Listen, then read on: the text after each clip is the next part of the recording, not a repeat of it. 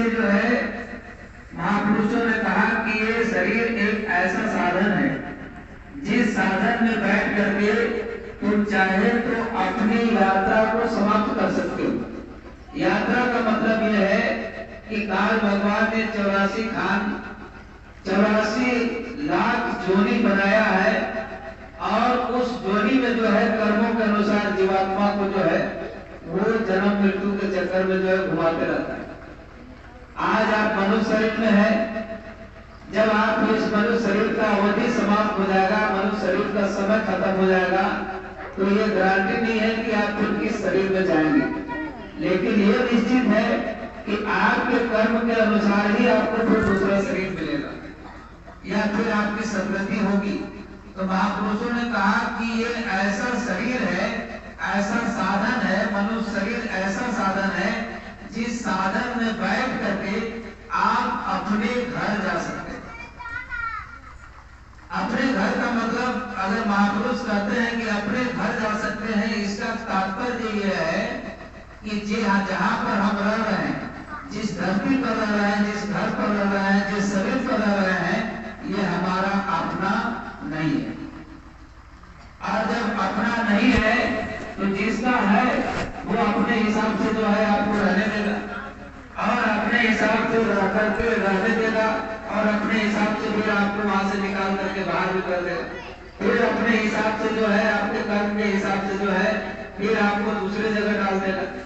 तो महापुरुष कहते हैं कि इन्होंने अपने सुविधा के लिए और अपनी इच्छा को पूर्ति करने के लिए, अपने मौज मस्ती के लिए, अपने आनंद के लिए इसने जो है 84 लाख जोनी बनाया और जीवों को जो है बेरामी से जो है फंसा करके और उसके बाद जीवों के साथ में खेल खेलते रहते। ऐ प्रेमियों, हम आप माया मोह के ममता के दायरे में है, इसीलिए किसी का दुख जो है हमसे देखा नहीं जाता है। बच्चा अगर बीमार पड़ता है तो माँ तुरंत जो है माँ पिता जो है तुरंत व्याकुल हो जाते हैं। बच्चा अगर माँ पिता बीमार हो जाते हैं तो बच्चे व्याकुल हो जाते हैं। या रिश्तेदार में कहीं कोई तबीयत खराब हो गया या कोई दुर्घटनाग्रस्त हो गया तो ममता बस जो है हम उसके पीछे जो है शोक मनाने लगते हैं, व्याकुल हो जाते हैं, परेशान हो जाते हैं। क्यों?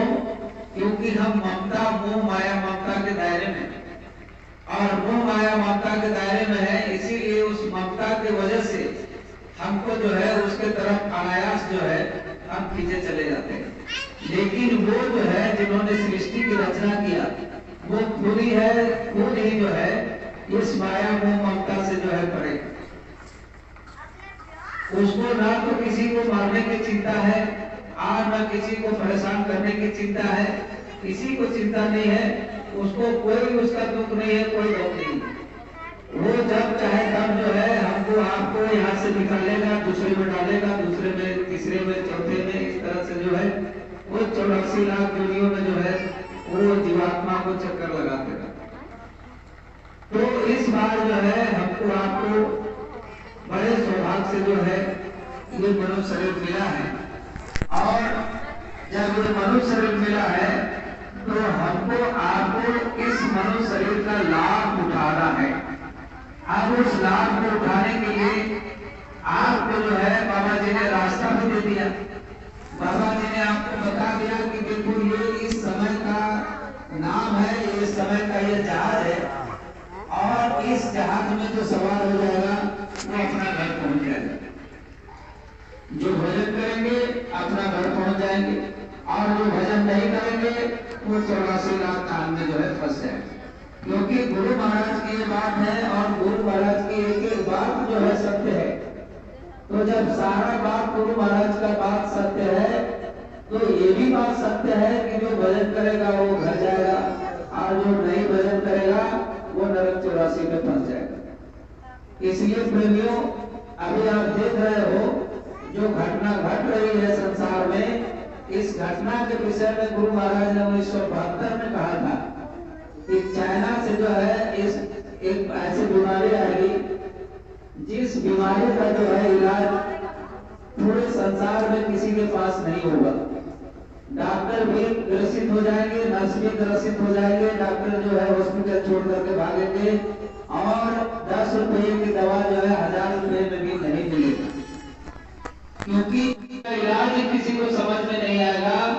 और इस तरह से जो है संसार की आधी संख्या जो है इस बीमारी से ग्रसित हो जाएगी। अभी देखिए दो स्टेज जो है खत्म हो गया, पहला राउंड दूसरा राउंड खत्म हो गया, अब तीसरा राउंड का खतरा जो है बढ़ रहा है। गुरु महाराज बार बार चेता रहे हैं, बार बार प्रेमियों के द्वारा प्रचार कर रहे हैं कि भाई आपको अगर बचना है तो आप अपने खान पान नियम को जो है संयम करो, संयम में लाओ, पूजा पाठ में ध्यान दो, क्योंकि प्रकृति नाराज है। जब आप प्रकृति को खुश करोगे, आप प्रकृति के अनुसार कार्य करोगे तो प्रकृति खुश हो जाएगा और खुश होने पर जो है वो ये सारे परेशानियों को जो है, बीमारियों को जो है वो रोक देगा और तुम्हारा जीवन जो है खुशहाल हो जाएगा। लेकिन कोई मानता नहीं। अभी हम लोग कहते हैं कि भाई मांस मछली दारू शराब पीना जो है खराब है, उससे बुद्धि खराब होती है, शरीर खराब होती है, बीमारी आती है। ये हम आप जो है प्रचार करते हैं गुरु महाराज के आदेश से। लेकिन डॉक्टर कहता है कि अगर तुमको इम्यूनिटी बढ़ाना है, पावर बढ़ाना है, शरीर का शक्ति बढ़ाना है तो मांस मछली अंडा दूध खाओ। अब संसारी लोग ये सोचता है कि ये सही बोल रहा है कि ये सही बोल रहा है, तो जो खाता पीता है वो सोचता है कि भाई ये डॉक्टर ही सही बोल रहा है, ये लोग गलत बोल रहे हैं।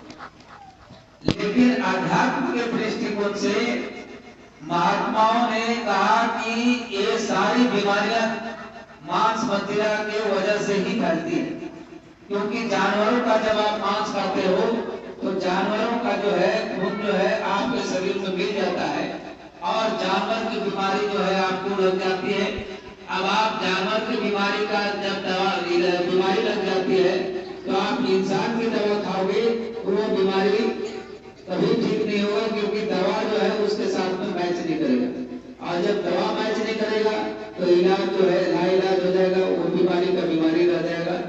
इसी तरह से जो है आदमी जो है परेशान रहता है। तो जो सही रास्ता है, जो आपको सुख देने वाला रास्ता है, आपको शांति प्रदान करने वाला रास्ता है, आपको घर ले जाने वाला रास्ता है, उस रास्ता को हम इग्नोर कर देते हैं, पीछे मोड़ देते हैं, पीछे ढकेल देते हैं। और जिस चीज को हमको छोड़ करके जाना है, जो चीज हमारे पास नहीं रहेगा, उस चीज के पीछे जो है मैं सारा जीवन, हम लोग सारा जीवन जो है उसी के पीछे जो है गवाते हैं। ये कितनी विडंबना है कि जो चीज हमारे पास में नहीं रहने वाला है, उस चीज के पीछे हम सारा जीवन जो है गवा देते हैं और ये कहते फिरते हैं कि हम तो संसार के काम में इतने बिजी रहते हैं कि भगवान की पूजा पाठ में हमको समय, भगवान का पूजा पाठ के लिए हमको समय नहीं मिलता है। जिसने आपको सारा कुछ दिया, जिसने हवा दिया, पानी दिया, सूरज दिया, रोशनी दिया, धरती दिया, सब कुछ दिया, जो भी आपकी जीवन की आवश्यकता है सारा तो कुदरत ने ही आपको दिया। जब आप इस संसार में आए थे, माँ के गर्भ से जब आप बाहर आए थे, तब तो आप बिल्कुल खाली आए थे, आपके साथ में तो कोई नहीं था, ना आपका साथ में कोई कुटुंब था, ना कोई कबीला था, ना कोई परिवार था, अब कोई भी नहीं था। और ना ही आपके पास जो है कोई सुख संपदा था, कुछ भी नहीं था। जो कुछ भी मिला आपको इसी धरती में आकर के मिला। और जब आप यहाँ से जाओगे तो निसंदेह जो है आपसे सारा जो है छीन लिया जाएगा, आपसे लूट लिया जाएगा। आप चाहोगे भी तो आप यहाँ से मिट्टी का एक कण भी नहीं ले जा सकते। तो जब आप इस मिट्टी, आप इस धरती का, इस संसार का एक मिट्टी का कण भी नहीं ले जा सकते, तो किस बात का आप अहंकार करते हो कि हमने इतना जमा किया, उतना जमा किया, ऐसे किया, वैसे किया। ये अहंकार लाइफ, अहंकार करने जो है हमारे इस शरीर में कुछ चीज है ही नहीं। अगर आप जवानी का अहंकार करते हो तो आप किसी बुढ़ापे को आप देख लो, क्योंकि उनमें तो जवान था और आज बुढ़ापा हो गया, लाठी के सहारे जो है चल रहा। अगर आप धनवान हैं तो आप उस गरीब को देख लीजिए जो पहले धनवान था और अभी जो है गरीब हो गया। तो ये संसार की रचना भगवान ने ऐसा किया है, काल ने ऐसा किया है कि कोई भी चीज अस्थायी नहीं है। आपके कर्म अच्छे हैं, आपके पुण्य अच्छे हैं तो आपको जो है थोड़ी देर के लिए जो है आपको धन संपदा मिल जाता है, लेकिन उसी धन संपदा के मत में आवेश में आकर के घमंड में आकर के आप फिर जो है उल्टा सीधा कर्म करना शुरू कर देते हैं। और जब उल्टा सीधा कर्म करना शुरू करते हैं तो फिर आपके नए नए कर्म बनना शुरू हो जाते हैं। तो आपका रास्ता जो है बिल्कुल चेंज हो जाता है, अलग हो जाता है। जब जो रास्ता आपने घर जाने के लिए चुना था वो रास्ता जो है आपका छूट जाता है और फिर जो है 84 खान में जाने का रास्ता जो है ऑटोमेटिक आपके हाथ में आ जाता है। इसलिए प्रेमियों, जो आपके भाग्य में लिखा है, जो आपके प्रारब्ध में है, वो उसको कोई नहीं मिटा सकता है। इसीलिए हमको अपने घर गृहस्थी के काम से हमको आपको सबको समय निकालना है भजन के लिए, क्योंकि सारी मुसीबतों का उपाय, सारे मुसीबतों को ठीक करने का उपाय, सारे मुसीबत को दूर करने का उपाय सिर्फ और सिर्फ भजन है। तो गुरु महाराज ने कहा कि 2 घंटा समय तुम मुझे दे दो। जैसे सुभाष चंद्र बोस ने कहा था कि तुम मुझे खून दे दो, मैं तुम्हें आजादी दूंगा, उसी तरह से गुरु महाराज ने कहा कि जीवन के 2 घंटे तुम मुझे दे दो, मैं तुम्हारे जीवन का उद्धार कर दूंगा। तुम मुझे 2 घंटे दे दो, मैं तेरी जीवात्मा को उस परमात्मा से मिला दूंगा जिस परमात्मा को छोड़ करके ये आत्मा यहाँ पर आके भटक रही है। तो अगर वो भी अगर आप नहीं देंगे तो किस वजह से, किस आधार से, किस दायरे, मतलब किस हिसाब से जो है आपको गुरु महाराज दया देंगे और दया दे करके किस हिसाब से जो है, किस तरीके से जो है आपको अपना घर ले जाएंगे। क्योंकि काल भगवान को जो आज हम आप काल के दायरे में है, इनको भी जो है, इन्होंने भी जो है तपस्या किया और उस तपस्या के परिणाम स्वरूप जो है हमको आपको जो है इन्होंने दिया। और जब काल भगवान ने हमको आपको दिया तो बड़े ही, मतलब उन्होंने बड़े ही सच्चाई से उनके सामने में जो है, दयाल के सामने में उन्होंने जो है ये वचन दिया कि आपके यहाँ जिस तरह से लोग रह रहे हैं, ये जीवात्माएं जिस तरह से आपके यहाँ रह रहे हैं, उसी तरह से मैं भी प्रेम पूर्वक रखूंगा, इनको कोई परेशानी नहीं करूंगा। लेकिन अभी आप देखिए, अभी आपके आस पास में, आपके आमने सामने में देखिए, जानवर की बात तो छोड़ दीजिए, आदमी ही इतने परेशान है जिसका जो है बखान नहीं किया जा सकता। तो प्रेमियों, गुरु महाराज ने कहा कि भजन करो और भजन से ही तुम्हारा सारा बिगड़ा हुआ काम बनेगा। तो गुरु महाराज की सारी बातें सच है, तो ये बात भी सच होगा कि अगर हम भजन करेंगे तो मुसीबत से बाहर निकलेंगे। तो प्रेमियों, मैं इन्हीं शब्दों के साथ अपना समय समाप्त करता हूँ।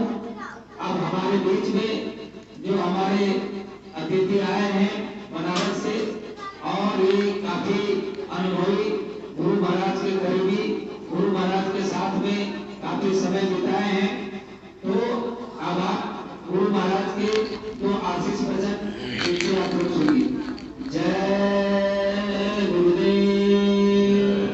सेवा करते हुए अनेक भाव से निवेदन करूंगा, ये गुरु महाराज के विचार आते थे, क्या वस्तु महात्माओं के पास होती है, और परमात्मा में इस तरह भजन चलने करते के हैं, लिए कैसे सोते हैं, कैसे खाते हैं इत्यादि जो है सदा गुरु महाराज के चरणों में जुड़े रहे, उनके संगत में जुड़े रहे, ऐसी प्रेरणा इनके माध्यम से हम लोग को मिले, ऐसा हम उम्मीद करते हैं। इन्हीं शब्दों के साथ महात्मा को क्रोध नहीं करना चाहिए। जब कभी महात्मा किसी के प्रति क्रोध करते थे, उस वक्त विचार उठता रहता था कि महात्माओं को क्रोध नहीं करना चाहिए। क्रोध महापाप का चंडाल रूप होता है। नित्य प्रति सेवा करता रहता था, आशीर्वाद सभी के प्राप्त किया करता था, परंतु चुपचाप रहने का स्वभाव बनता जा रहा था। किसी महात्मा के प्रति भेदभाव नहीं समझता था।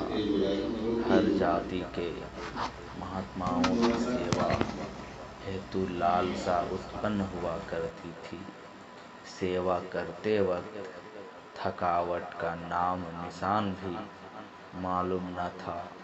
सेवा करते समय अपना सौभाग्य समझता था। दिन प्रतिदिन शुद्ध भाव की वृद्धि होती जा रही थी। सेवा से महात्मा खुश होते थे। किसी किसी महात्मा को हमारी सेवा अति पसंद आती थी तो महात्मा कह भी दिया करते थे कि तुम हमसे मंत्र ले लो और सुमरन करना प्रारंभ कर दो। एक दिन भाव आया कि महात्मा से मंत्र ले लूं, परंतु उसी रात्रि में महात्मा अपने शिष्य से बात कर रहे थे कि यह लड़का तंदुरुस्त है, सेवा करता है, खाना बनाएगा और सारे खेमा की सेवा करेगा। महात्मा जी कहते हैं कि यह जाहिर कैसे करूं कि यह बालक हमारा शिष्य है। शिष्य गुरु से बोला कि एक बात गुरुजी, आप हमारी मान ले तो यह आपका शिष्य होगा और शिष्य आपका सुयोग निकलेगा। आप शिष्य के पीछे 500 रुपया खर्च करके और महात्माओं को कह दे कि हमने एक शिष्य किया है, इसके मंत्र लेने की खुशी में भंडारा किया है। जब मैंने गुरु चेला की बात रात्रि में सुना तो उसी दिन रात्रि में नींद नहीं आई और विचार करता रहा कि क्या करूं, ऐसा ना हो जावे कि ये महात्मा मुझे उपदेश दे दे और मेरे लिए भंडारा कर दे। तीसरे दिन विचार आया कि मालूम होता है कि मैं यहाँ धोखे में फंस जाऊंगा और कुछ प्राप्त ना होगा। दूसरे महात्मा के यहाँ चला गया। दूसरे दिन और महात्मा के पास चला गया और दूसरे महात्मा की सेवा करने लगा। जिस महात्मा की सेवा करता वह बहुत पछताते और अफसोस करते कि हमारा शिष्य दूसरे महात्मा के हाथ में चला गया। महात्मा जी ने बुलाया, कहा कि बच्चा, तुम खाने की तकलीफ है, तुम्हें खाने की तकलीफ है। मैंने कहा कि नहीं। महात्मा बोले कि मैं तुम्हें घी दूध खाने को दूंगा, तुम हमारे पास से मत जाओ, तुम्हारे जाने से मुझे बहुत कष्ट होगा। परंतु उन महात्मा का उपदेश हमारे चित्त में नहीं लगा और आखिर में मैंने उन महात्मा को छोड़ दिया। परंतु रात्रि में चुपके से उनकी सेवा कर जाया करता था और दूसरे महात्मा के पास सोता था। उदासी महात्मा के यहाँ गए।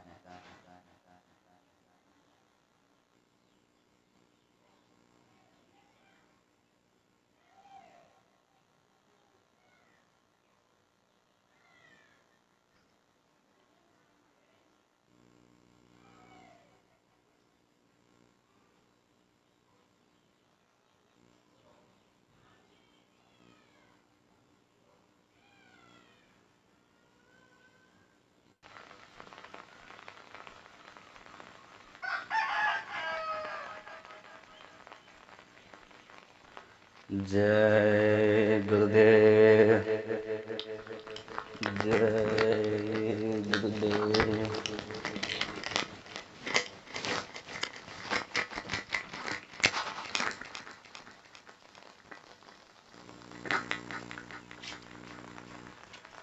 उदासी महात्मा के यहाँ गए।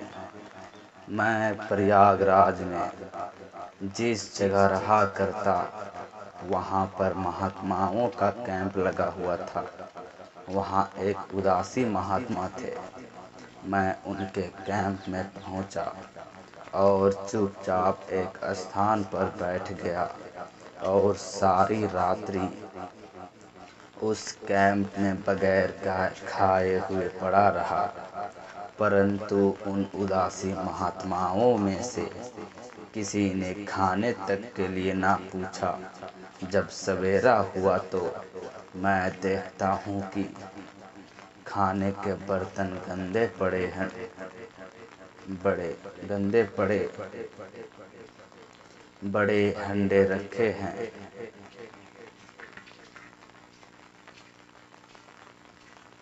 उनके पास गया और उन बर्तनों को मांजने लगा। बहुत से लोग देखते हैं, कुछ कहते नहीं। 2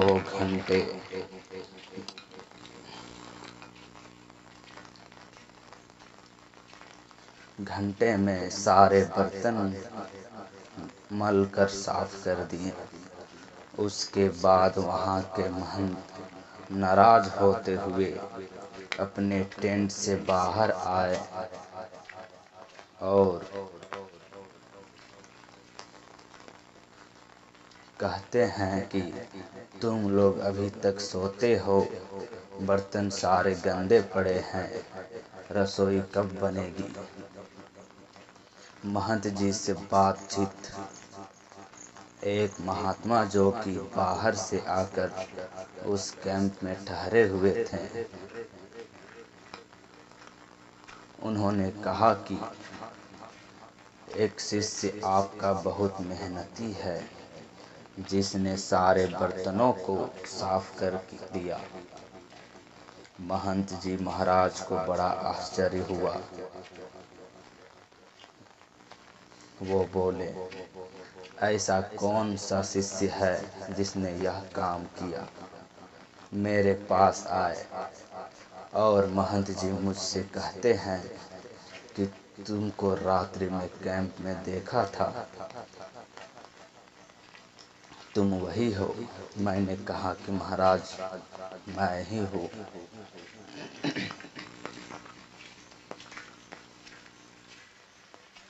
महंत जी पूछते हैं, तुम कहाँ से आए हो।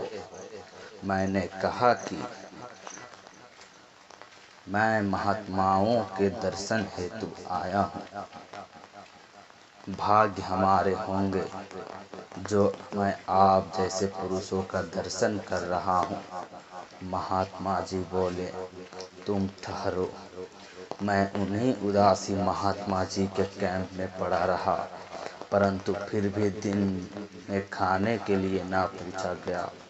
जब शाम हुई तो दूसरे महात्मा के कैंप में पहुंचकर उनके भंडार घर के बर्तनों को साफ करके उसी कैंप में आ गया। एक महात्मा उदासी बाहर खड़े थे। बोले कि इस बालक ने खाना खाया है या नहीं। मुझे बुलाकर पूछा कि तुमने प्रसाद पाया है। मैंने हाँ तो नहीं किया, परंतु यह कहा कि मेरी शक्ल से आप पहचान नहीं सकते। उसी वक्त जब महात्मा जी से बात हो रही थी कि दूसरे कैंप के महात्मा जी आ पहुँचे। कहा कि मैं आपको कई कैंपों में तलाश करता हुआ आया हूँ। आप बगैर भोजन किए हुए क्यों चले आए हैं। हमारे महात्मा जी अत्यंत दुखी हैं। आप चलें और भोजन कर लें। कैंप वालों ने महात्मा जी भी कहने लगे। कैंप वाले महात्मा जी भी कहने लगे कि यहीं पर भोजन करेंगे, आप महात्मा जी से कह देना। दोनों महात्माओं में कुछ कटु शब्दों में बात हो गई। मूल मुझे भोजन कैंप में ही करना पड़ा, पर महात्माओं में द्वेष भाव प्रकट सा मालूम होता था। मैं बराबर सेवा करता रहा। शाम हुई कि मैं अखाड़ों में पहुंचा और इसी तरह की सेवा करने लगा था। मूल 1 माह में मुझे सब महात्मा जानने लगे और मुझे किसी चीज़ की कमी महसूस नहीं होती थी। मुझे दिन प्रतिदिन परमार्थ का शौक नहीं पड़ता जाता और महात्माओं की सेवा का भाव दृढ़ होता जाता। सदाचारी विचार उठता रहता कि जितनी सेवा करता अवकाश मिले उतना ही करूं। हमारी सेवा का परिणाम यह हुआ कि महात्माओं में लड़ाई हो गई। अब मैंने यह देखा तो वहां से चल पड़ा और चित्रकूट पहुंचा तो चित्रकूट में जानकी कुंड है। वहाँ महात्मा बहुत से रहते हैं। एकाएक विचार हुआ कि गुरु करना चाहिए। हमने अभी गुरु किया नहीं। मैं कैसे भजन करूं, क्योंकि रास्ता तो मालूम नहीं है। एक महात्मा जी के पास पहुंचा और उनसे प्रश्न जिज्ञासा रूप में किया कि महाराज कुछ मंत्र बता दे ताकि मैं पूजा करने लगूं।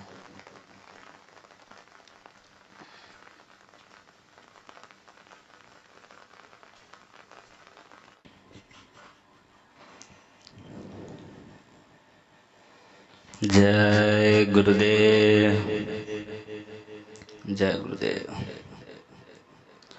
चित्रकूट पहुंचा। चित्रकूट में जानकी कुंड है।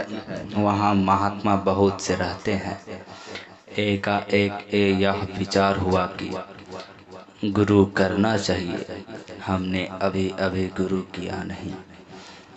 मैं कैसे भजन करूं, क्योंकि रास्ता तो मालूम नहीं है।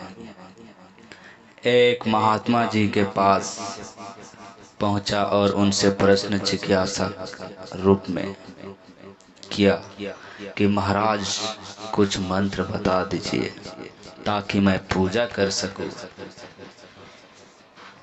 महात्मा जी बोले कि बच्चा, अभी तुम्हें महात्माओं की लंगोटी खींचनी होगी। अभी तुमने क्या किया है? सेवा भाव तो हमारा रहा ही करता था और मैं सेवा करता रहता था। मुझे किसी भेष के महात्मा मिले पर गुरु करने की लालसा उत्पन्न हो गई। इसी तलाश में एक महात्मा कबीर पंथी मिले। उसने कहा कि तुम सतगुरु की तलाश करना जो तुम्हें शब्द का रास्ता बता दे और किसी को गुरु मत करना। इतना जरूर याद रखना। द्वारिकापुरी चला गया। चित्रकूटी से एक महात्मा जी के साथ द्वारिका चला आया। जब द्वारिका पहुंचा तो इच्छा हुई कि भगवान का दर्शन करूं। मैंने वहां सबसे पूछा कि यहाँ भगवान रहते हैं, मुझे उनका पता बता दो, मैं उनसे बात करूंगा। द्वारिका के लोगों ने कहा कि भगवान तो केवल भाव में है, उनका दर्शन नहीं होता। तुम मूर्ख मत बनो। मुझे उन महात्मा जी की बात पर विश्वास नहीं हुआ। उसी बीच में एक आदमी आया और कहता है कि बच्चे, तुमने क्या पूछते हो? तुम क्या पूछते हो? मैंने कहा कि भगवान को ढूंढ रहा हूँ। उस आदमी ने स्पष्ट शब्द में कहा कि भगवान का तुम दर्शन चाहते हो तो किसी संत में होकर करो, और वही संत तुम्हें शब्द का रास्ता देकर भगवान का दर्शन करवाएंगे। तुम किसी के बहकावे में मत आना। यदि तुम्हारी यह खोज रही तो जरूर एक दिन दर्शन होगा। फिर सुदामापुरी पहुंच गए। फिर मैं द्वारिका से सुदामापुरी पहुंचा। वहां भी यही पूछा कि यहाँ सुदामा नगरी है, शायद भगवान यहाँ होंगे। किसी ने कहा है कि तुम गिरनार पहाड़ पर जाओ, जहाँ पर दत्तात्रेय जी ने ज्ञान गुरु द्वारा प्राप्त किया था। मैं गिरनार पर्वत पहुंचा, गुफा तलाश की, परंतु कभी भी आभास मालूम न हुआ कि भगवान का दर्शन होगा। मैं गिरनार में 15 दिन तक रहा, जिसमें मुझे केवल 7 दिन भोजन मिला और दिन फाका किया। दिन का भोजन ही नहीं मिला। मेरी हालात बहुत अजीब हो चुकी थी। मैं गम के मारे पागल सा हो रहा था। 2 महात्माओं ने कहा कि तुम डाकोर जाओ, जो कि अहमदाबाद के पास है। वहाँ भगवान का दर्शन साक्षात्कार में होगा।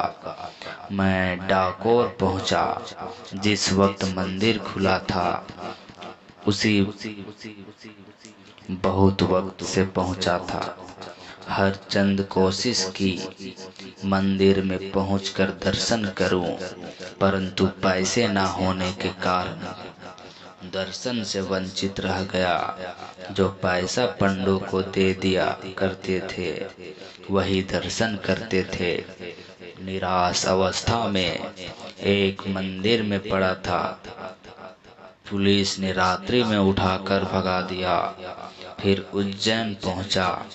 मैं स्टेशन पहुंच गया और बिना पैसे के गाड़ी में सवार हुआ। दूसरे दिन उज्जैन नगरी में पहुंचा। पंडित पांडा, दुकानदार आदि लोगों से पूछा कि यहाँ भगवान मिलेंगे।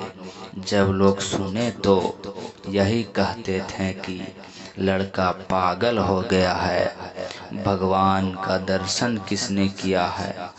इसी निराशा में एक आदमी ने कहा कि तुम 8 दिन से पड़े हो, तुमने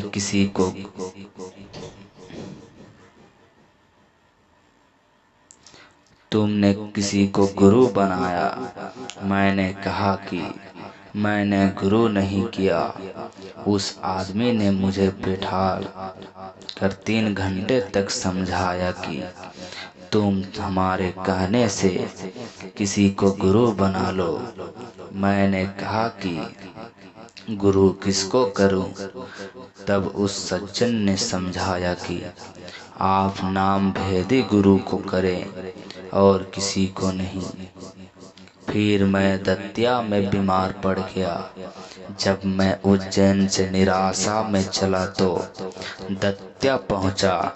वहां आकर बीमार पड़ गया और इस कदर बीमार हुआ कि हमारे बचने की आशा ना रही। उसी बीमारी में कोई भी मदद नहीं करता था। एक माता सुबह और शाम को दूध पिला जाया करती थी। उस माता का प्यार वास्तव में माता और बच्चे का होता है, वही था। किसी दिन दवाओं का काढ़ा बनाकर पिला जाती थी।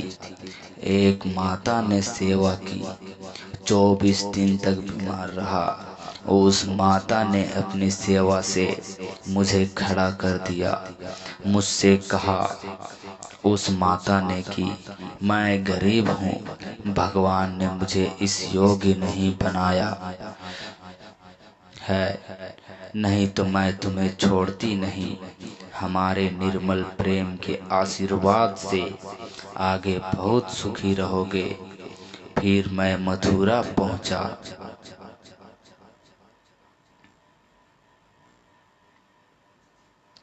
मैं उस माता का आशीर्वाद लेकर दुर्बलता अवस्था में चल पड़ा। स्टेशन पहुंचकर गाड़ी में बैठ गया और सुबह में मथुरा पहुंचा।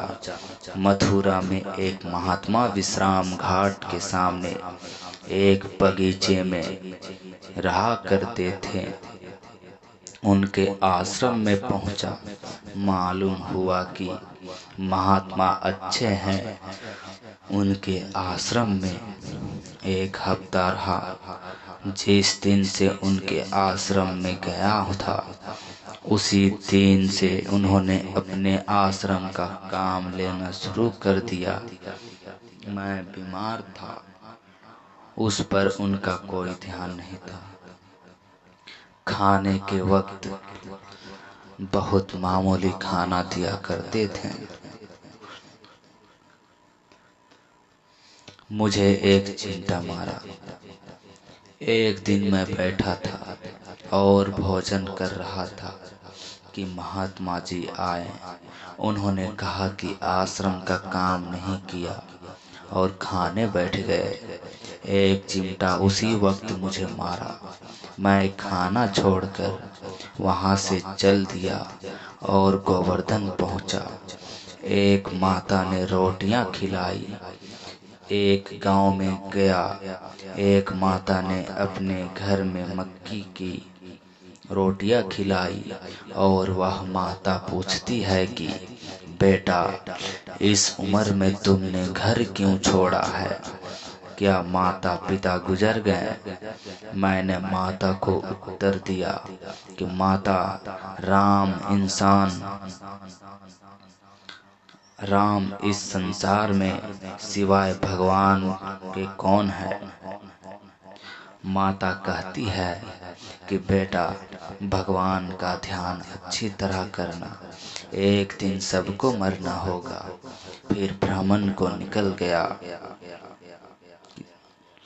उसके बाद मैं मथुरा होता हुआ पंजाब, कश्मीर, श्रीनगर चला गया। वहाँ पहाड़ों में 6 महीने महात्माओं की खोज की, परंतु महान आत्माओं का दर्शन अपने प्रारब्ध कर्मानुसार ना हुआ। जब मैं घर से बाहर निकला तो तकलीफों का महान सामना करना पड़ा, जो कि मालिक के हाथ में रक्षा हो करना होता है। आदमी की ताकत के बाहर है। बड़े कष्ट सहे हैं। भूख बर्दाश्त करता रहा। कपड़ा नहीं मिलता था। कोई आदमी अपने दरवाजे पर ठहरने नहीं देता था। चोर करार करके गांव से बाहर कर दिए जाते थे। पुलिस तंग किया करती थी। ऐसी हालतें 5 वर्ष तक गुजरती रही, परंतु गुरु का दर्शन नहीं हुआ। यह बात सदा मिलती रहती थी कि तुम सतगुरु ही करना और गुरु करने की जरूरत नहीं है। तुम्हारे गुरु सतगुरु ही होगा। परम दातार अनामी प्रभु सतगुरु दयाल। मैं बहुत भ्रमण करता हुआ शोचनीय अवस्था में अपना दैनिक जीवन लेकर चल रहा था। सोचता था कि इस संसार में कहाँ से आया हूँ और मुझे कितने दिन रहना है और कितने दिन पश्चात करना होगा और कहाँ जाना होगा। कौन पैदा करने वाला है? जो पैदा करता है वह पालन के पश्चात प्रलय करता है। वह कहाँ है, किस भांति उसको जाना या जा सकता है? महात्मा अनुभवी पुरुष को खोजो, उनके द्वारा इस अंधकार जगत का रहस्य मालूम कर सकते हैं। और इस जगत का असली रचयिता है, वही भी मिल सकता है, वह भी मिल सकता है। कश्मीर चला गया, महात्मा मिले। यह सब भाव उठते उठते मैं उसी महान आत्मा की तलाश में था और विचार उठा कि तुम कश्मीर की यात्रा करो। कश्मीर यात्रा के समय बहुत महात्माओं से संबंध हुआ। जब रास्ता ना पाया तो सोचने लगा कि यह जगत महान शक्तियों से खाली है। इसी हालत में बैठा था, उसी समय याकायाक तंद्रावस्था हुआ। 2 मिनट के बाद दिव्य पुरुष आए। उनकी दाढ़ी मूंछ सफेद थी, भेष बहुत सादा और रूप बहुत प्रिय था। उनका दर्शन करते ही सर्वचिंता समाप्त हो गई। उस महापुरुष ने बड़े प्रेम और आकर्षक वाणी से कहा कि तुम चिंता मत करो, तुम्हारा वक्त आ गया है। और प्यार का अपना शीतल हाथ हमारे सिर पर रखा। हाथ रखते ही मालूम हुआ कि सिनेमा की तरह हमारी बुद्धि की प्रवृत्ति खत्म हो गई और ऐसा मालूम हुआ कि मैं शौक समुद्र में था। इसके बाद एक किनारे में लग गया। बुद्धि में आया कि यह कौन है और कहां से इस पुरुष ने आकर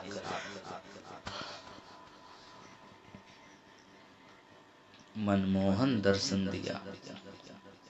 चले इनकी तलाश करें। उसी समय हमको एक व्यक्ति और मिला जो बालक रूप में एक साधु वैष्णव के साथ रहते थे। विचार आपस में मिला और साथ हो गए और खोज महान की प्रारंभ कर दी। फिर पंजाब आया, कश्मीर से चलकर पंजाब प्रांत में आया। उसी समय एक गृहस्थ भेष में त्रिकालदर्शी मिले। मैं एकांत स्थान में बैठकर हरि चिंतन कर रहा था। उन गृहस्थ भेष महात्मा ने आकर कहा कि तुम मुझसे 3 काल की बातें पूछो, मैं तुम्हें सब बताऊंगा। एकाएक उन महात्मा के प्रति हमारी श्रद्धा अधिक बढ़ गई। पूछा कि आप मुझको तो भविष्य की बातें बताएं, एक जो गुजर चुका है और एक जो आने वाली है।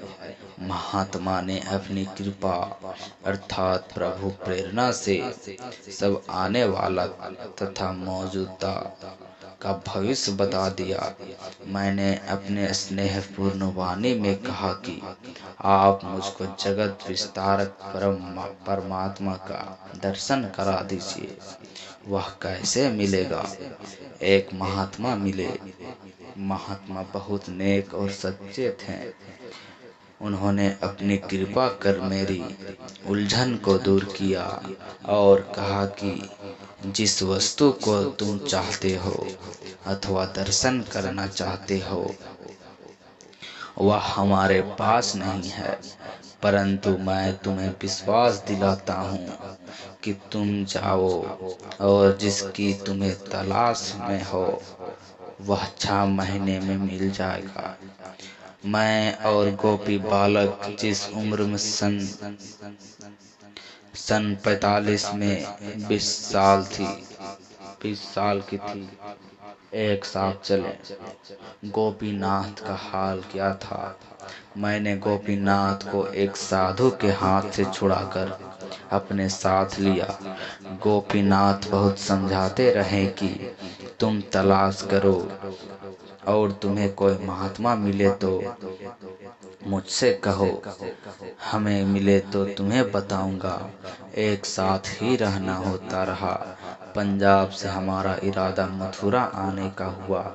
गाड़ी में सवार होकर एकाएक मथुरा पहुंचा। जाड़ा प्रारंभ हो गया था। कार्तिक का महीना था। एक पंडित कथा असकुंडा घाट पर कहते थे, वहीं पर रोज आकर बैठता था। जो पंडित जी कथा कहते थे, उनके पास एक संत मंत के अनुयायी आते रहते थे। उनका संबंध नाव के सबब में से था। उनकी नाव असकुंडा घाट पर चलती थी। उसी पर बैठकर कथावाचक उस पर जाते थे। उनकी और संत अनुयायी की जान पहचान हो गई। कुछ दिन से संत मत की बात आपस में होती रहती थी। संत मत के अनुयायी का नाम लक्ष्मण प्रसाद था। महात्मा का हाल बताया कि लक्ष्मण प्रसाद ने अपने स्वामी जी का हाल कथावाचक को सुनाया। कथावाचक की लालसा हुई कि मैं उन महात्मा का दर्शन करूं। उसी समय उस पार गोपीनाथ और कथावाचक से भेंट हुई थी। भेंट रोज कथा में होती थी, पर संत मत की बात नहीं होती थी। एक दिन मुझसे भेंट हुई तो मैंने उनसे संत मत की बात की और भगवान को पाने का रास्ता पूछा। उन्होंने कहा कि मैं एक महात्मा के दर्शन करने जाऊंगा और तुम्हारी रुचि हो, इतवार को हमारा साथ चलो। 4 लोग चिरौली गए। मैं और गोपीनाथ, कथावाचक यानी स्वामी जी और गोपीनाथ जो उनके साथ थे और जो वहाँ सत्संग सुनाए कथावाचक और लक्ष्मण प्रसाद तैयार हुए। लोग मुझे छोड़कर जाना चाहते थे। मैंने कहा कि भाई तुम्हारा खर्च नहीं होगा, मैंने अपने खर्च से जाऊंगा। खैर उन्होंने पता बताया। एकाएक साथ जाने का विचार हुआ और सब लोग ग्राम चिरौली, पोस्ट इगलास, जिला अलीगढ़ को चल दिए। दिन एतवार, महीना कार्तिक, तिथि सप्तमी, सन 1944 को था। वही महात्मा मिले। उसी दिन जब गांव पहुंचा तो वही महात्मा जिनका दर्शन कश्मीर में किया था बैठे मिले। दर्शन करते ही एकाएक ध्यान दौड़ा कि यह पुरुष वही है जिन्होंने बेचैनी हालत में कश्मीर में दर्शन देकर मेरी सर्व चिंता को हरा था। निकट पहुंचकर चरणों पर गिर पड़ा और बहुत रोया। मालूम हुआ कि कोई खोई हुई महान चीज बेशुमार युगों के बाद पाया है, जिसके चरणों में शीश था। तुम आ तो गए हो। उस महान ने अपने शीतल मधुर गंभीर हाथ सिर पर रखते हुए कहा कि तुम आ तो गए हो, अब व्यर्थ चिंता करते हो, और उठा लिया। प्रेम पूर्वक बैठने को आदेश दिया। हमारे साथ जो साथी गए थे उन्होंने महान पुरुष के चरण स्पर्श किए। हम उस समय साधु वेश में थे। शरीर हमारा मोटा अथवा तंदुरुस्त था, जिसको देखकर लोग सोचने लगे कि वो यह साधन नहीं कर सकता। उसी रात्रि में स्वामी जी से प्रार्थना की और कहा कि अब देर करने की जरूरत नहीं है, आप हमारे ऊपर दया करें। दीक्षा या उपदेश मिल जाए तो बहुत बड़ी दया होगी। उस पर स्वामी जी के सुपुत्र महेंद्र नाथ जी ने कहा कि स्वामी जी दे दीजिए उपदेश, ठीक होगा और आपकी मौज। स्वामी जी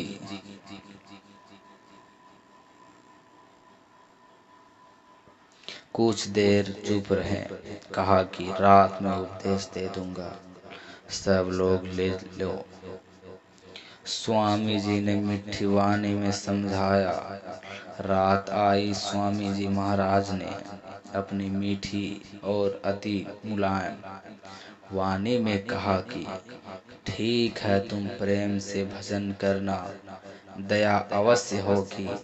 रात में उपदेश दिया और साधना पर तीनों को बैठाया। दोनों को कुछ मामूली आभास शब्द का मालूम पड़ा, पर मुझे वह भी सुनाई नहीं दिया। जब साधना से उठाया और स्वामी जी ने अपनी मीठी वाणी से पूछा कि कुछ सुनाई दिया, मैंने कहा कि नहीं। उस पर स्वामी जी ने कहा कि तुम्हें अभी बैठना नहीं आया है। अच्छा, रात में बैठना। उनकी आज्ञानुसार रात में बैठा तो मालूम हुआ कि एक किस्म की कही से बोली सुनाई दी। स्वामी जी के साथ अलीगढ़ गए। उपदेश के तीसरे दिन स्वामी जी महाराज सबको अपने साथ अलीगढ़ सत्संगियों के यहाँ ले गए। जब सबने सुना कि 3 उपदेशी पंडित भी हो गए हैं, चलो देखा जाए कैसे हैं। स्वामी जी भंडारी की दुकान पर बैठे। उसके बाद प्यारे लाल प्रसादी लाल जी के घर पर ले गए। लोगों ने देखा तो सब कहने लगे, पंडित जी यह तीनों बहुत आजाद हैं, इनसे भजन नहीं होगा। आपने देखा कि यह सब किस तरह लाल है। एक को दमा आता है जिसका नाम गोपीनाथ है। इनको जन्म से सांस का रोग है। अलीगढ़ ज्वालापुरी सत्संग में गए। सब लोग फिर भी यही कहते थे कि बस एक ही दफा जो आपके पास से गए थे तो फिर नहीं आएंगे, क्योंकि संत मंत में साधन भूख अवस्था में करना होगा। भूख रहकर यह लोग साधन नहीं कर सकते। स्वामी जी ने आपने मधुर स्वर में कहा, भाई यह कोई नहीं जानता, साधना कौन कर सकता है, कौन नहीं। साधना करने तो जरूर मिलेगा, जब मिलेगा तो हमारे पास अवश्य आओगे। 3 दिन के बाद कथावाचक अपने घर कानपुर चले गए और हम दोनों मथुरा चले गए। मथुरा पहुंचकर साधन शुरू कर दी। 15 दिन के बाद अंदर इच्छा उठी, स्वामी जी का दर्शन करना चाहिए। दर्शन करने चिरौली गए और 3 दिन रहकर वापस मथुरा आ गए। स्वामी जी की बड़ी कृपा अंदर बाहर रही। 15 दिन बाद फिर इच्छा उठी कि स्वामी जी का दर्शन करना चाहिए। फिर चल दिए और चिरौली पहुंचकर दर्शन किया। साधन की हालत बताई।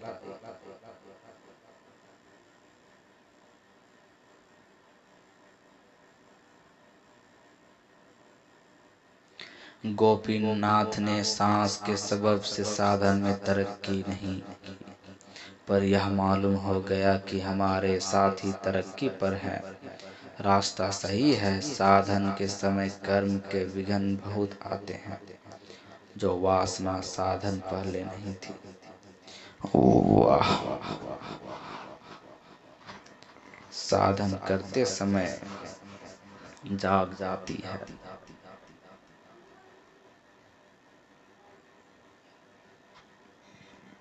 जो काम क्रोध लोभ मोह लोभ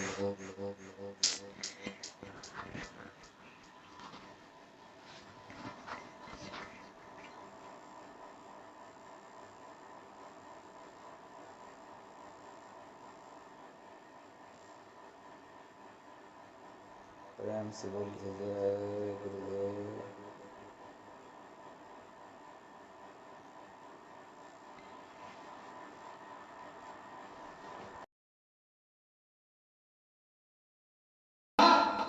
ये बताओ भाई बहनों, अपनी में हाथ डालोगे आप तो किसी दूसरे का हाथ चलेगा? जो डालेगा वही का हाथ चलेगा ना। पानी में तैरना नहीं आता है, आप उसमें कूद जाओगे गहरे पानी में तो जो कूदेगा वही ना मरेगा उसमें। ये कुदरती नियम लोगों को बताना ये तलाक रिश्तेदारों और ये प्रयास करना है कि शाकाहारी हो जाए। दूसरी बात बताना है, बाबा जयदेव जी महाराज ने कहा मालूम है रोपनी का काम है, यहाँ पीछे रोपनी लोगों का चल रहा है और कल 8 लाख से सब लोगों ने जो तपस्या किया है तो 60 में खत्म करूंगा। तो जो है कि ये बाबा ये बताना है लोगों को। दूसरी बात क्या बताना है, गुरु ने 2 बातें खोल करके बताया क्या कि मान लीजिए आपको बुखार हो गया, आपके ब्लड में खून की कमी आ गई, आपके शरीर में आयरन की कमी हो गई, तो डॉक्टर लोग क्या बताते हैं? चौराई का साग खाओ, पालक खाओ, अनार खाओ, ये फल खाओ, इससे खून बढ़ेगा। कहते हैं नहीं कहते? तो जब ये फल फूल और साग सब्जी खाने से हमारे आपके शरीर में खून बढ़ता है तो बताओ किसी भी पशु और पक्षी का मांस खाएंगे तो उसका खून बनेगा कि नहीं बनेगा? तो बाबा जी ने बताया कि बच्चा ये मनुष्य अपने खून में पशु पक्षियों का मांस खाकर के मिलौनी कर लिया। जब मिलौनी कर लिया तो मैं थोड़ा डिटेल में उस बात को रखता हूँ। ये बताइए, अगर आपको बुखार है और आपको कोई बीमारी आ गई तो अगर पशु का टैबलेट और पशु वाला इंजेक्शन लगा दिया जाए तो हम आप जिंदा रहेंगे? मर जाएंगे। और आदमी के बुखार और दवा जो बनाया है वैज्ञानिकों ने, उस दवा को खाएंगे तो ठीक नहीं होगा, क्योंकि आदमी का ब्लड तो नहीं गिरा इंसान का, उसमें तो आधा पशु का खून बन गया और आधा आदमी का हो गया। तो बड़े बड़े डॉक्टर वैज्ञानिक सब परेशान, इसलिए तो बाबा जी ने कहा कि सभी लोगों की एक दवाई, शाकाहारी और दवाई।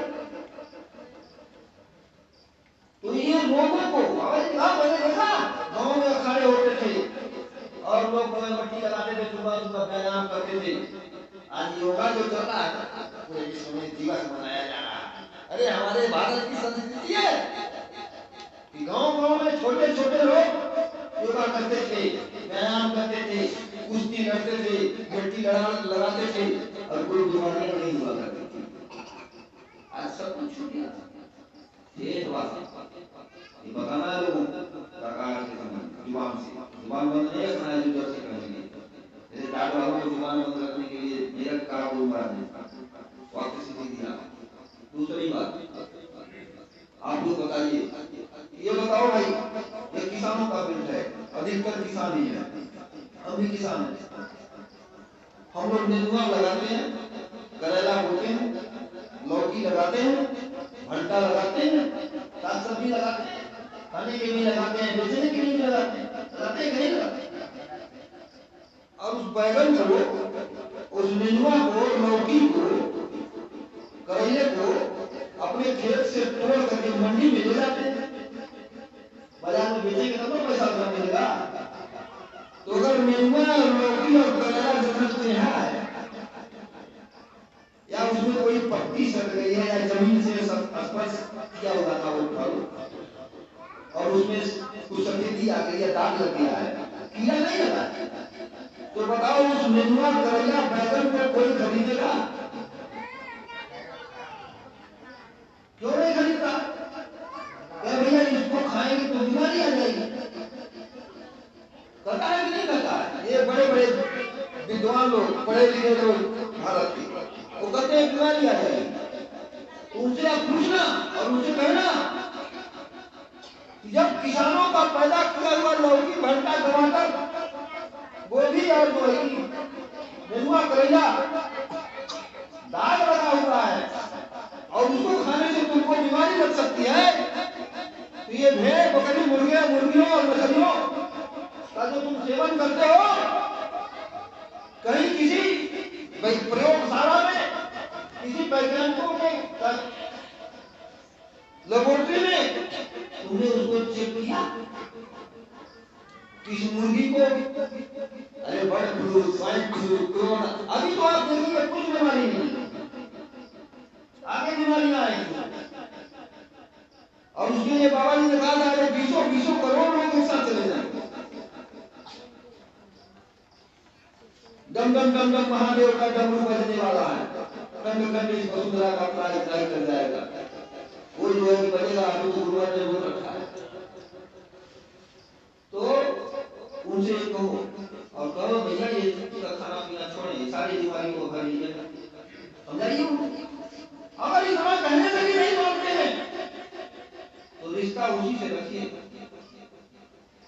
जिसके घर के ऊपर जय गुरुदेव नाम लिखा, इससे भी आप लोगों को दूसरा देगा।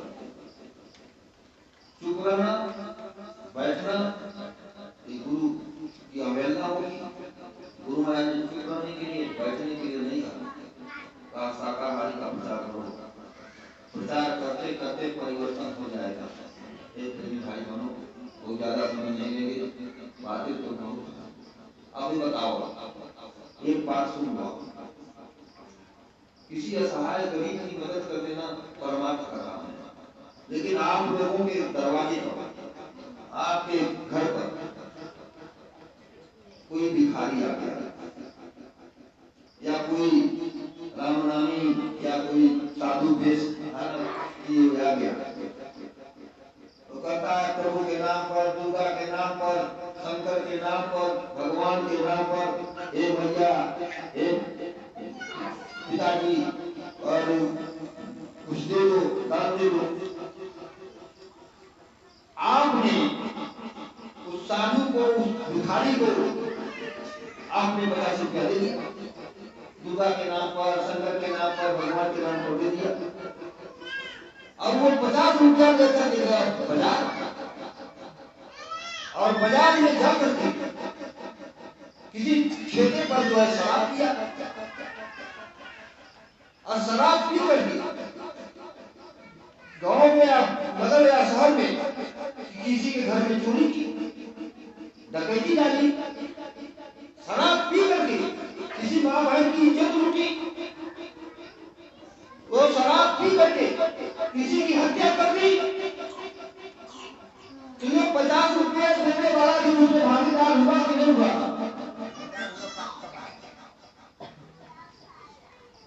तो ये संत मत। और बाबा देवभूदेव जी ने कहा, अरे आप जाइए मथुरा, वहां मथुरा में झाड़ू लगाने वाले लोग हैं, सफाई करने वाले लोग हैं, उनको 150 और 200 रुपए दे दीजिए। वो गरीब है, बेचारे वहां पड़े हुए हैं, लेकिन चढ़ावा चढ़ाएंगे। और जगह जगह जो सत्संग कर रहे हैं भारत के अंदर, गुरु महाराज को जो सोने की गुंडी लोगों ने बनाया है, इस प्रथा को बंद करें, चढ़ावा चढ़ाना बंद करें। संगत चलाने के लिए, व्यवस्था करने के लिए, आश्रम में छाया व्यवस्था करने के लिए संगत के लोग मिल करके 10, 20, 25, 100, 200, 500, 1000, 10,000, 20,000 सेवा दो। और किसी ईमानदार भाई बहन चाहे जो भी हो, आप सेवा दो और उसका हिसाब लो, और उसको देखते रहो ये मेरी सेवा जो जा रहा, नहीं तो हमें अच्छी तरह से मालूम है बाबा जो को बंदरिया बन के नाचेंगे, लेकिन हम लोग भी बंदरी बने रहेंगे, बेवकूफ बन के नाचेंगे तो बड़ा नुकसान हो जाएगा। गुरुमा क्या मथुरा में बाबा जी ने, तो मैंने देखा सत्संग कर रहे थे, सत्संग खत्म हो गया, तो उसी मंच पर 2-3 लोग मंच पर आते थे, जब गुरु महाराज छूटते थे कगार का, तो कोई कपूरी लेके उठता था, कोई कुछ करता था, कुछ लोग सीढ़ी पर भी जाते थे, आप लोगों ने भी देखा होगा। लेकिन जब सत्संग खत्म हो जाता था तो खत्म हो गया प्रेमी सब तंग। और इसके बाद जो है कि एक आदमी मंच का गुरु महाराज के पास गया, उनके कान में मुंह लगा करके बोलता है, क्या बोलता है जरा इसको याद होगा। बाबा जी के मुंह कान के मुंह लगा करके कहता है, गुरु महाराज झोली झोली सेवा के लिए बोल दीजिए। तब गुरु महाराज बोल के कम करके चला गया। तो अरे बच्चा देखो, मैदान में जगह जगह लोग झोली लेकर के खड़े हैं, उसमें कुछ सेवा डाल। एक गिरोह के सरदार का काम हो गया। ये जो बोलबंदी गिरोहबंदी चली हुई है, सोने की मुर्गी सरदार लोगों ने, उसी मंच पर बाबा जय गुरुदेव के दूसरा आदमी आया, दूसरे गिरोह का सरदार, और गुरु महाराज के कान में मुंह लगा करके कहता है, गुरु महाराज रजिस्टर सेवा के लिए बोल दीजिए इन बच्चों से। तब गुरु महाराज ने कहा, अरे बच्चा देखो, रावटी और डोलों में लोग रजिस्टर लेकर के जाएंगे, उसमें कुछ सेवा लिखवा लेना। बाबा जी को बदलिया समझे हो तो क्या समझे, उनके वाले बदलिए बन जाएगा, पहले इस काम से बताओ। एक बार में मीराबाई, मैं दूसरे के इतिहास में जाना नहीं चाहता, ये बताओ आप लोग कि रामायण किस चीज को लोग ज्यादा पसंद करते हैं? जैसे टीवी में देखते हैं ना, किस पाठ ज्यादा पसंद करते हैं? या महाभारत काल में, द्वापर में, गीता में किस काल को, किस खंड को ज्यादा लोग पसंद करते हैं? तो कहे कृष्ण कंस, महाभारत, पांडव कौरव युद्ध, और कहे रामायण में किसको पसंद करते हैं? कहे राम रावण युद्ध, ऐसासुर महिषासुर अकासुर बकासुर सबकी राक्षसों का बिना, यही सब चीजें पसंद है। उसमें जो भक्ति का पाठ पढ़ाया है रामकृष्ण में, उसको लोग पसंद करते हैं। तो समझे नहीं आता लोग, उसी कहानी को ज्यादा पसंद करते हैं। क्या बात है? अरे तो अपनी कहानी न सुन लो, उनकी कहानी में क्या जाते हो? बाबा जी ने कहा कि बताइए इतिहास जो पढ़ा, त्रेता द्वापर के इतिहास हजारों के पीछे चले जाएंगे। अरे मीरा को तो एक बार जान दिया गया, मेरे पास प्रमाण है। बाबा जय गुरुदेव जी महाराज को सन 2000 से लेकर के 18 मई 2012 तक हजारों बार पाइयों में जहर दिया गया। इसको नोट कर लीजिए सब लोग, मैं एक पीढ़ी के किताब करता हूं। हुआ क्या? सन 2004 से पहले मैं मथुरा गया, 2004 में भी गया, वहां क्या देखा कि बाबा जी के मंदिर के बगल में दाहिनी तरफ, अभी सुरेंद्र भाई ने बताया कि आश्रम में कुटिया में भी, कुटिया के पास भी था बोर्ड लगा हुआ, बाबा जय गुरुदेव जी महाराज के हाथ और पैर से जो जहर निकल रहा था, उस जहर जो पट्टी में आता था, डॉक्टर लोग इलाज करते थे, उस पट्टी को उस बोर्ड पर चपकवाते थे। क्यों? हम लोगों की आंख खुलने के लिए, समझने के लिए कि हम लोग ज्ञान हो जाए हम लोगों को, ये जहर निकल रहा। हम लोगों ने उसको नहीं समझा, सब लोग जाना। कौन? ये बच्चे। जब इन्होंने नहीं समझा तो बाबा जी ने मंच से कहा, क्या कहा? अरे बच्चा, तेरा दिया हुआ जहर मेरे शरीर से निकल रहा। तो बाबा जी के आसपास रहने वाले जो उद्योग और व्यापार बनाया था, उन लोगों ने क्या कहा कि देखो भाई, देखो आप लोग बाबा जी को दूर से देखो, आप नाखून मार देते हो और बाबा जी के शरीर में जहर चढ़ जाता है। हम लोगों को बाबा जी से मिलने जुलने पर रोक लगा, क्योंकि नाखून से जहर नहीं जाता है। लेकिन बाबा जी ने कहा कि तेरा दिया हुआ जहर मेरे शरीर से क्या हुआ। देख प्रेमी भाई और बहनों, जहर देना और जहर चढ़ जाने में अंतर होता है। सन 2000 से लेकर के 2004 तक वो जहर पागल बना करके आपको वासी नहीं ले जाएगा। जो अंदर खाने में बाबा ने कहा था गुरु पूर्णिमा में सीतापुर की, कहा बता तुम्हें क्या पता, तू ऊपर कितने बड़े बड़े कदम रोते हैं। अरे इधर का एक मुख्यमंत्री था, उसको लोगों ने कदम से मार दिया। एक प्रेमी भाई बहनों, हमारे लोगों के अंदर बड़े बड़े जो लोग हैं नहीं, जिसको कहा भगवान ने कि देवता मत समझना, इतने बड़े बड़े षड्यंत्र करते हैं, वो हम लोगों के दिमाग से परे। तो प्रेमी भाई बहन होता जाए, झाड़ू लगाने वाले को किसी का कुर्ता फटा है, कपड़ा नहीं है, नहीं तो भैया मठ पे मक्खन गलता है और भूख से निर्धन रोता है। और दुनिया के टुकड़ाए लोग यहाँ सीने से लगाए जाते हैं और दुख दर्द के मारे लोगों का दुख दर्द मिटाए जाते हैं। हम लोग इसके विपरीत काम न करें कि दुनिया के टुकड़ाए लोग ठोकर से मारे जाते हैं और दुख दर्द के मारे लोगों को और दुख पहुंचाए जाते हैं। ये काम होगा वो काम पर रोक लगाएं और परमात्मा का काम को करें कराएं। और जो जो चेतावनी करूंगा, आप लोग देख रहे हैं कि काफी थल मचा रहे हैं। जय गुरुदेव, जय गुरुदेव। एक चेतावनी के रूप में है, उसको जरा सुन लीजिए और गुरु महाराज से प्रार्थना करिए। अपने से प्रार्थना बना के कहना और गुरु महाराज द्वारा रचित या गुरु महाराज द्वारा बड़ा अंतर होता है। इस युग की बदलती दुनिया में इंसान तुम्हारा क्या होगा।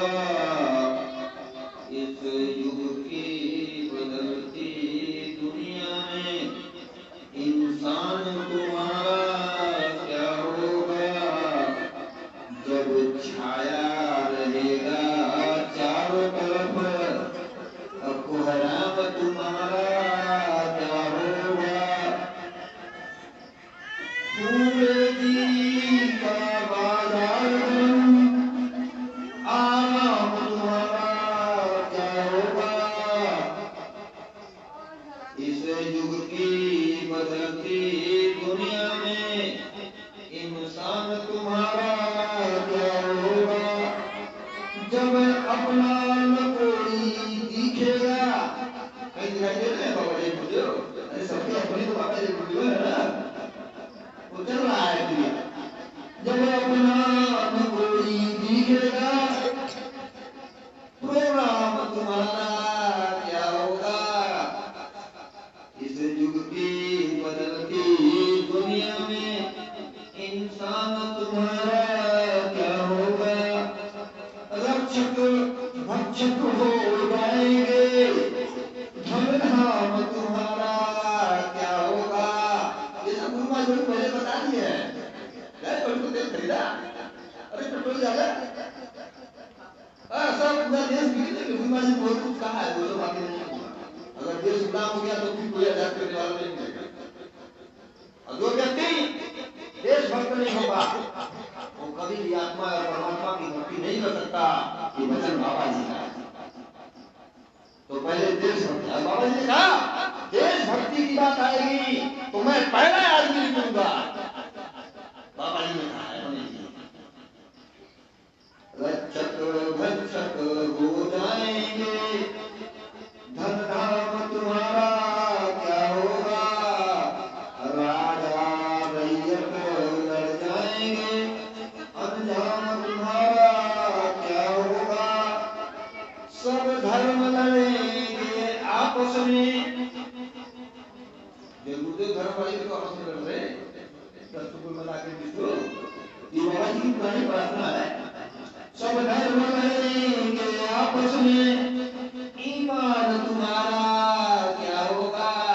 ईमान सबका खत्म हो गया, ईमान और नालायक हो गए। कोई राम रहीम न मानेगा, अरे भगवान तुम्हारा क्या होगा। बीमारी कहर के मारे हुए नादान तुम्हारा क्या होगा। इस युग की बदलती दुनिया में इंसान तुम्हारा क्या होगा। इंसान में इंसानियत न रही, हैवान तुम्हारा क्या होगा। रहमत व मोहब्बत से खाली, हैवान तुम्हारा क्या होगा। इंसानी शकल में पैदा हुए शैतान तुम्हारा क्या होगा। गर जय गुरुदेव की सुनते नहीं, पैगाम तुम्हारा क्या होगा। उनकी रहमत अगर पालोगे, नुकसान तुम्हारा क्या होगा। इस युग की बदलती दुनिया में इंसान तुम्हारा क्या होगा। बाबा जय गुरुदेव जी महाराज 90 दिन लगातार खुदा की पैगाम किताबों में लिखा है, पुराने धर्म की किताबों में, वो रसूल आएगा, खुदा का पैगाम सुनाएगा, हर माल दिखाएगा, ये सब लिखा हुआ है पहले 600-700 वर्ष पहले सब लिखा हुआ है। तो बाबा जय गुरुदेव ने 90 दिन लगातार खुदा की पैगाम सुनाया। क्या सुनाया? अरे मुसलमानों, तुमने रोजी रोटी के लिए अपने ईमान को बेच दिया, खुदा तुम्हारी इबादत कबूल नहीं कर रहा, और खुदा तख्त पर जाओगे और तुम्हें सख्त से सख्त दोजख में सजा मिलेगी। ऐ मुसलमानों, तुम अपने ईमान को वापस लाओ और इबादत के वक्त लाख बार गुनाहों की माफी मांगो। ऊपर बैठा मालिक जो है मेहरबान, माफ कर सकता है। एक एक मुसलमान 100 मुसलमान को बताएगा। क्या बताएगा? गुरु महाराज जी बताया 100 मुसलमान को बताएगा। अरे खुदाई पैगाम बताओ कि बाबा जी गुरुदेव ने खुदाई पैगाम सुनाया। और नहीं तो वो जो है मालिक सख्त से सख्त सजा देगा। हुजूर मोहम्मद साहब तुम्हारे तरफ से गवाही करने के लिए नहीं खड़े होंगे। ये नहीं होता है ना। अरे हम लोगों के लिए बाबा जी गुरुदेव बहुत ताकतवर वकील है, किसी के अंदर पावर नहीं है। हम लोगों के बाबा जी को कोर्ट कचहरी में खड़ा होना, वो तो यहीं से ले जाते हैं। कैसे आ गया तुम लोग ले जा रहे? तो मेरा बच्चा है और टिकट भी लगाऊंगा, वो रिजर्वेशन कराया है, इसके ऊपर ठप्पा लगा हुआ है मेरा। अरे वो सामान छोड़ देते हैं ना सरकारी जानवर, तो ठप्पा लगा के छोड़ देते। तुम देख रहे हो इस पर ठप्पा लगा हुआ है, ये मेरा है। तुम कैसे आगे इसी में जाने के लिए? तो भैया ठप्पा लगवा दो, टीका लगवा दो, आत्मा की कल्याण के लिए और शरीर की कल्याण के लिए अपना करके। और बाबा जी ने उस खुदाई पैगाम में क्या बताया? अरे मुल्ला और मौलवी को छोड़ा गया था कि मुसलमानों के ईमान की रक्षा करेंगे, और मुल्ला और मौलवियों ने मुसलमानों के ईमान की रक्षा नहीं की, उनको दोजख में सख्त से सख्त सजा मिलेगी।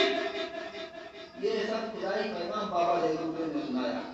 तो हम सत्संगियों को बाबा जी के हर संदेश और पैगाम पर विचार करना चाहिए। हमने जो विचार किया, उनके महात्मा संत का संदेश किसी जाति और कौम के लिए होगा, किसी व्यक्ति विशेष के लिए होगा, जो सार्वजनिक सबके लिए होता है, मानव जाति के लिए होता है।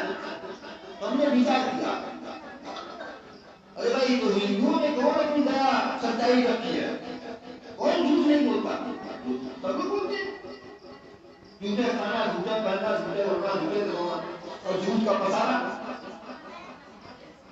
कलयुग जब आया तो कल क्या बनता? गुरु ने विधिवत समझाया। अगर लोगों से पूछा जाए कि कलयुग का कल्चर क्या है, सब्जी कैसे आएगा, तो लोग नहीं बता पाएंगे। कहेंगे चोरी, बेईमानी, छल, कपट, यही सब बताएंगे। बाबा जी ने विधिवत समझाया है कलयुग के 4 कल्चर। पहले शुरू में बोला करते थे गुरु महाराज, न्याय अली के 4 बेटा। कौन? न्याय अली के 4 पुत्र। कौन कौन? झूठ अली, कतल अली, सिपाही अली और घूस अली। जब कलयुग आया, जब कलयुग लगा उतरने के बाद गुरु महाराज ने बताया कि लोगों के हाथ में वेद, पुराण, रामायण, गीता, कुरान हुआ करता था। जब कलयुग आया तो लोगों से पूछा कि भैया तुम्हारे हाथ में क्या है? तो लोगों ने कहा महाराज ये तुम्हारे हाथ में बाबा जगदीश की प्रार्थना की किताबें हैं, और ये रामायण है, गीता है, कुरान है, बाबा जी का पर्चा है। ऐसा कलयुग से लोगों ने कहा कि इससे तुमको मिलता है क्या? तो कहा जवाब दे दिया तो कहे सुखी रहना चाहते हो, आनंद भोगना चाहते हो, कलयुग महाराज का गुरु ने एक तरह से समझाया है पहले सब। तो कहा भाई कौन सुखी नहीं रहना चाहता? सब लोग सुखी रहना चाहते हैं, आनंद भोगना चाहते हैं। तो कलयुग महाराज ने कहा पहले इसको तो रामायण, गीता, पुराण ये फेंकवा दिया। तो कहे महाराज को फेंक दिया। तो कहे लोग पहला कर जाते क्या झूठ, कहे किसी का ले लो, और जब वो मांगने लगे तो झूठ बोले। पहला कर्जा कलयुग का झूठ। तो ये कोई कर्जा देने वाला परेशान करने लगा। तो कलयुग महाराज के पास गया आनंद भोगने वाला, कर्जा लेकर के हो गए, सुख हो गए, आनंद हो गए। कहे गुरुमा जो कर्म हुआ आदमी बड़ा कम कर रहा है, बराबर लगाना कर रहा है, मांगता है कि मेरा पैसा नहीं दिया, मेरा घर नहीं दिया, मेरा जेवर नहीं दिया, मुझको ये दहेज नहीं दिया, मुझको ये नहीं दिया। एक है तो हत्या करो, न रहेगी बांस न बजेगी बांसुरी, तो हत्या कर दिया। तो धीरे धीरे धीरे धीरे कानून का डंडा, पुलिस वाले सुनते सुनते पता लगा, भागा हुआ कलयुग महाराज के पास गया। अरे कहे महाराज मैंने तो हत्या कर दिया आपके कहने से, लेकिन अब तो पुलिस आ गई है, मुझको जेल में डालेगी। तो बताइए कौन उपाय? अरे सिफारिश कर लो, एमपी है, एमएलए है, मंत्री है, ये सब तमाम लोग संतरी है, उनसे सिफारिश करवा दो। तुम बच्चा हो चुका सिफारिश करवाया तो ऐसा सख्त दरोगा था, तो सिफारिश भी काम नहीं आया। फिर कल हो गया, महाराज सिफारिश भी काम नहीं आ रहा। अरे घूस दे दो। तो बाबा जगदीश ने कहा कि घूस ये 4 कर्मे हैं, करो याद रखो, और कर्मों का दूसरा कोई कर्म नहीं है, और यही चारों जाएगा और अपना कर्जा मांगे। बाबा ने कहा कलयुग अपना कर्जा मांगेगा, अगर उसका कर्जा आपको देने नहीं आएगा तो मानेगा एक तमाचा। जब एक तमाचा मानेगा तो बच्चा 20 करोड़ ये गुरु का। तो ईमानदारी, सच्चाई और सेवा, त्याग, मेहनत, इन सब चीजों को धारण करने की जरूरत है। हाँ तो मौलवा, मुल्ला और मजदूर की बात बता रहे थे, तो बीच में आ गया। मुल्ला और मौलवियों को सख्त से सख्त सजा दिया है। भाई मैं बस 5-10 मिनट में खत्म करूंगा। मुल्ला और मौलवी मुसलमानों में थे, तो ईसाइयों में मुल्ला मौलवी कौन होता है? ईसाइयों में मुल्ला और मौलवी कौन होता है? ईसाइयों के ईमान की रक्षा के लिए पादरी। हिंदुओं में मुल्ला और मौलवी कौन होता है?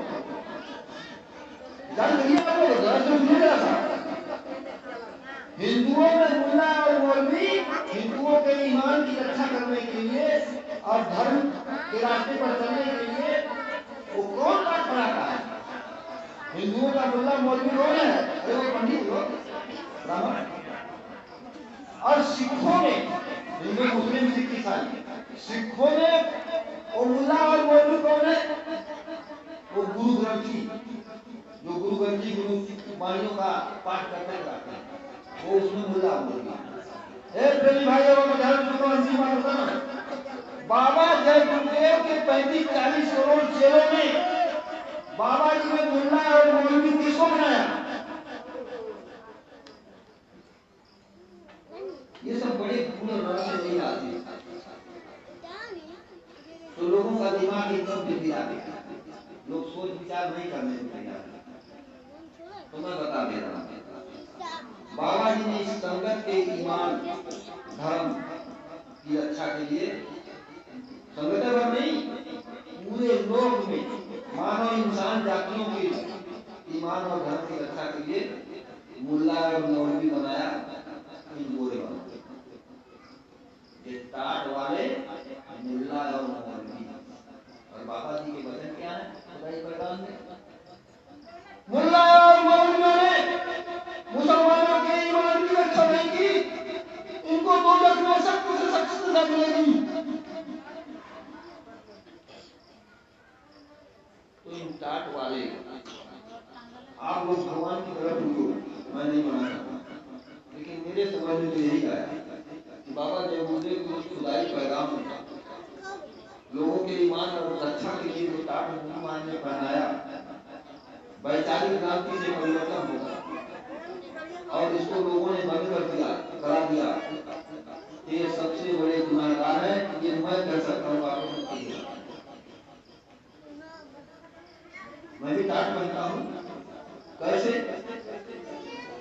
गोरखपुर पूर्णिमा करके गुरु महाराज जा रहे थे मथुरा गाड़ी से, और ड्राइवर गाड़ी चला रहा, इधर जौनपुर साइड में आजमगढ़ के बीच में जब गाड़ी गुरु महाराज की पहुंची तो गुरु महाराज ने कहा ड्राइवर को, तो ड्राइवर ने गाड़ी रोकी। गुरु महाराज गाड़ी से उतर के गए, सड़क के नीचे किनारे किसी टाट वाले का कुर्ता और पैजामा हटा हुआ देखा। गुरु महाराज ने उस कुर्ता और पैजामा को अपने हाथ से उठाया और ला करके धान उतारी। एक कवच और कुंडल बाबा देवबंदे आप लोग मैं धारण किया हूं, मैं तो भाई, लेकिन आप लोगों को जो कवच और कुंडल बाबा देवबंदे ने दिया है, उसके लिए मैं भी हाथ जोड़ करके प्रार्थना करता हूँ, तो उसको बराबर पहनने का प्रयास करिए। धीरे धीरे निकाल दीजिए, पहनिए, फिर निकाल दीजिए। आदत धीरे धीरे जब पड़ जाएगी तो परमानेंट पहनने लगेगी।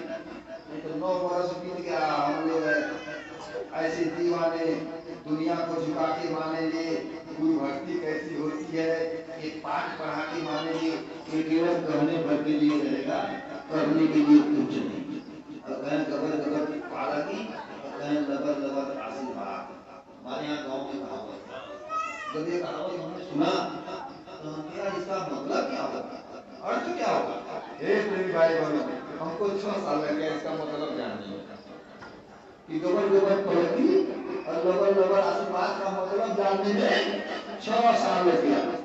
और इसका जवाब गुरु महाराज ने दिया मथुरा में। सत्संग कर रहे थे और गुरु महाराज सत्संग करते करते, अरे कहे बच्चा, कुछ लोग लबाड़ होते हैं, लबाड़ माने झूठा, झूठ बोलते हैं।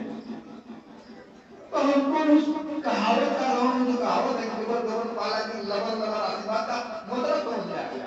गुरु महाराज ने इतना कहा, कुछ लोग लबाड़ होते हैं, उनके लबर लबर का मतलब कि झूठ झूठ का आशीर्वाद, और गबर गबर का मतलब जल्दी जल्दी। ये मतलब समझ में आ गया, करने से कुछ होने जाने वाला नहीं है और कुछ काम करना है।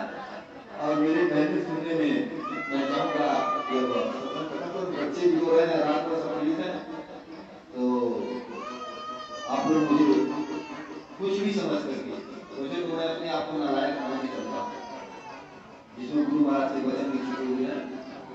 और किसी को ठेस लगाओ तो माफ करेंगे। ये शाकाहारी का प्रचार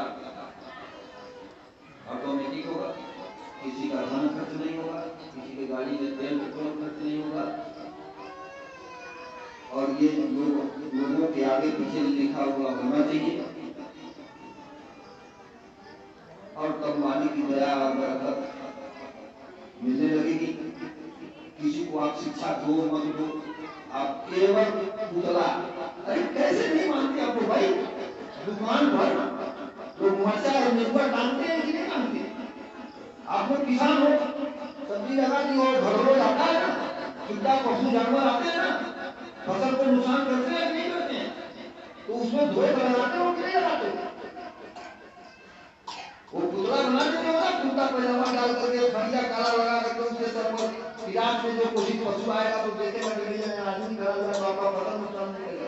अरे तो ये धोख है, ये तरी चालक है, ये कवच है, कुंडल है, और इसको कुछ भी समझ लीजिए। ये तो नजर बताइए, माताएं जो बच्ची को काजल लगाती है, यहाँ टीका क्यों लगाती है? टीका क्यों लगाती है? कि किसी का नजर लगे। तो बेटा हम लोगों के ऊपर किसी की नजर न लगे, और जो है कि किसी का जो है बदुआ न लगे, अपना भी कल्याण हो, लोगों का भी कल्याण भला हो, तो ये काम करना कराना है। तो आप लोग मुझे क्षमा करते हुए जय गुरुदेव।